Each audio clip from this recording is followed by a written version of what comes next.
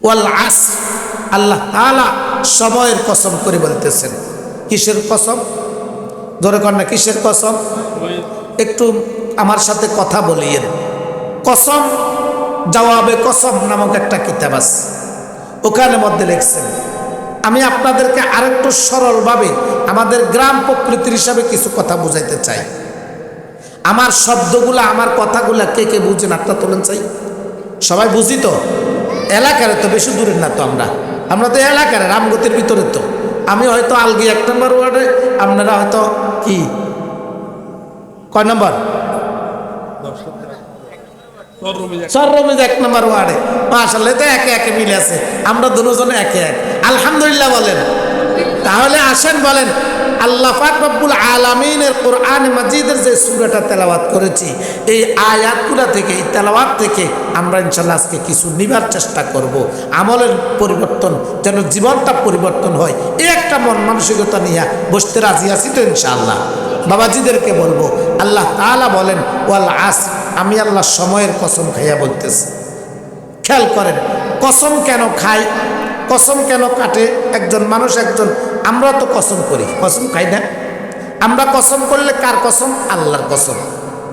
হিন্দুরা কসম খাইতে অনেক সময় কয় বিদ্যার কসম। ওই যে পোলো গোড়াতে দেখছি, কয় বিদ্যার কসম খাইয়া বলতে আসি, আবার ঈশ্বরের কসম খাইয়া বলতে আসি। তা আমার বাবাজিদেরকে বলবো, আমরা কসম খাই কার? ওর জোরে কয় না, কার? কেমনে? একটু আমার দিকে লক্ষ্য করেন। কসম কেন করি? 1 নম্বর, কসম খাই আল্লাহর, কারণ আমাদের কাছে পৃথিবীর সব কিছুর চাইতে বড় গুরুত্বপূর্ণ বিষয় হলো আল্লাহ। কথা মনে বুঝি না? আমাদের কাছে সবচেয়ে পৃথিবীর সব কিছুর চাইতে গুরুত্বপূর্ণ বিষয়কে, এজন্য আমরা কসম করতে আল্লাহর কসম করি বলি। ওই যারা বিদ্যার কসম খায় তার কাছে গুরুত্বপূর্ণ বিষয় হলো বিদ্যা, যারা ঈশ্বরের কসম খায় তার কাছে ঈশ্বরটা হলো গুরুত্বপূর্ণ।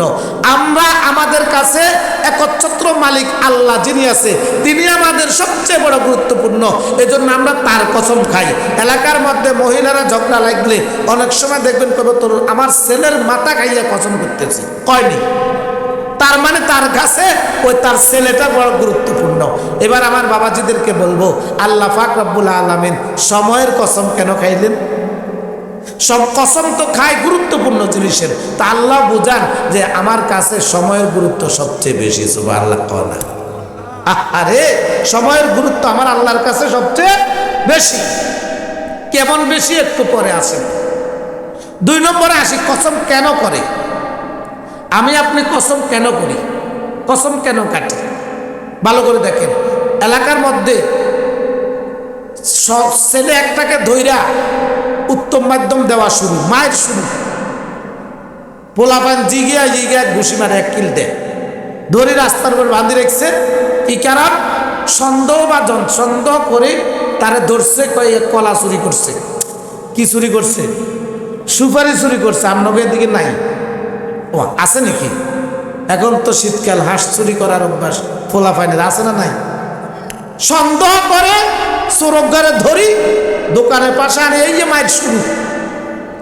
এখন আমাদের সভাপতি সাহেব গেছার, সোরা একটু মনের মধ্যে আশ্বস্ত হয়েছে, মনে হয় এই লোকটার কাছে বললে আমার কথাটা গ্রান্টেড হবে। বলতেছে, কাকা আমি চুরি করি না। কি চুরি করস তো? এবার গায়েতে কসম করি, বলে খোদার কসম দিয়া বলি কাকা আমি কি করি না। কথাও কয় না, কি করি না। এখন হে কসম খাইছে কেন?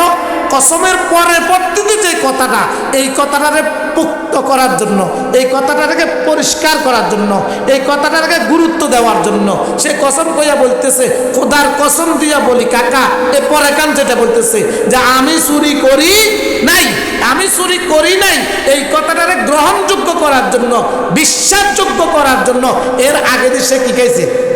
কসম করলো। আমার বাবাজিদেরকে বলবো, আল্লাহ তুমি আবার কেন কসম খাইছ? 1 নম্বর সময়ে কসম কেন খাইলা? 2 নম্বর কসম আবার তোমার খাওয়ার দরকার কি? আল্লাহ বলেন, বন্দারে সব কিছু তো আমার কথা বিশ্বাস করতেই হবে, তবুও আমি আল্লাহ সময়ের গুরুত্বপূর্ণ বিষয়ের কসম খাইয়া পরবর্তী একটা কথা বলতেছি, এটারে গুরুত্ব দেওয়ার জন্য, এটারে পাকাপোক্ত করার জন্য আমি আল্লাহ কসম খাইছি। বলেন সুবহানাল্লাহ। আল্লাহ ডাক দিয়ে বলেন, ওয়াল আসর, আমি আল্লাহ সময়ের কসম করে বলতেছি। পর্দার মায়ের যুবক ভাই বৃদ্ধ বাবাজি ভালো করে শুনো, আমার মালিক ডাক দেয়া বলে, বান্দা বান্দি আমি আল্লাহ সময়ের কসম খাইয়া বলতেছি, আমি এবার মালিককে প্রশ্ন করব, আল্লাহ তুমি সময়ের কসম কেন খাইলা? আমার মালিক ডাক দিয়ে বলে, শোনো রে বান্দা বান্দি, আমার কাছে সময়ের গুরুত্ব সবচেয়ে বেশি, আমার কাছে সময়ের গুরুত্ব সবচেয়ে বেশি। ও যুবক ভাই, তোমার আমার কাছে সময়ের গুরুত্ব না থাকতে পারে রে বাবা, কিন্তু আল্লাহর কাছে সময়ের গুরুত্ব বেশি। আল্লাহ ওয়ালারা যারা ছিল তাদের কাছেও সময়ের গুরুত্ব কম ছিল না, বেশি ছিল, বেশি ছিল রে বাবা। আল্লাহ ওয়ালা যারা ছিল তারাও সময় যখন পাইতো আল্লাহ আল্লাহ করিয়া ডাকতো। আর আমরা যুবক ভাই যারা সব মোবাইলের মধ্যে বৈশা 4 কল্লা একসাথ হইয়া, এখন তো 6 কল্লার ব্যবস্থা আছে, 6টা কল্লা একসাথ হইয়া মোবাইলের মধ্যে আস্তে আস্তে আস্তে করে খেলে। এরকম অবস্থা আপনারা দেখছেন কি দেখেন নাই? মোবাইলের মধ্যে লুডু খেলে 6 কল্লা একসাথ হইয়া, আগে 4 জনে মিলে খেলতে, এখন 6 জনে মিলে খেলে। ও যুবক ভাই বৃদ্ধ বাবাজি, তাকে জিজ্ঞাসা করে, কি ব্যাপার, তুমি কেন এখানে লুডু খেলতেছ, সময় নষ্ট করো?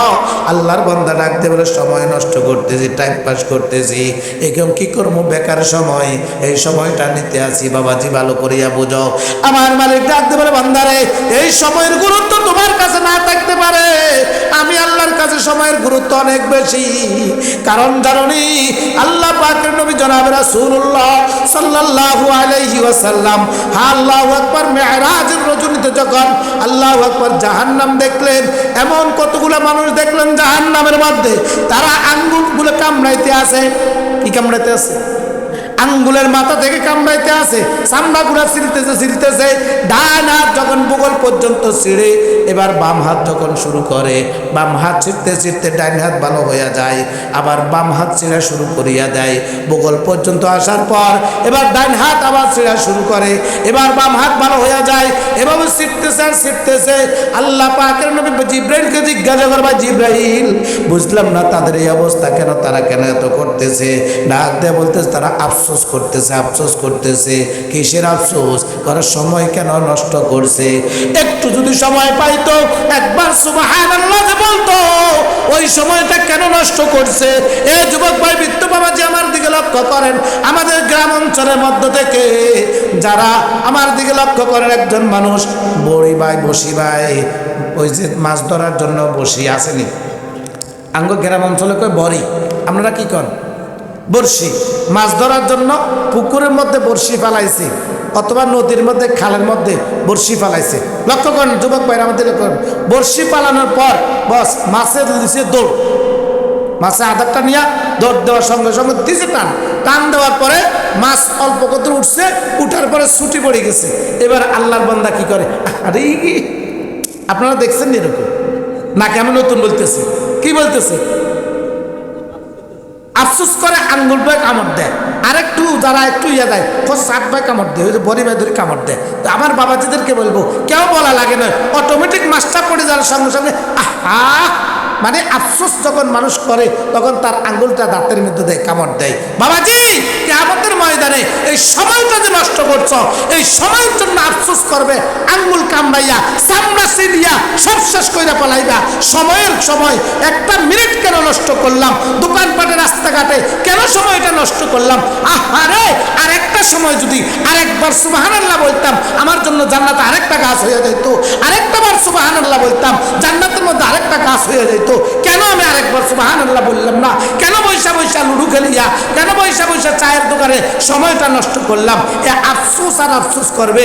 এই জন্য আল্লাহ তাআলা বলেন, বান্দারে আমি আল্লাহর কাছে সময়ের গুরুত্ব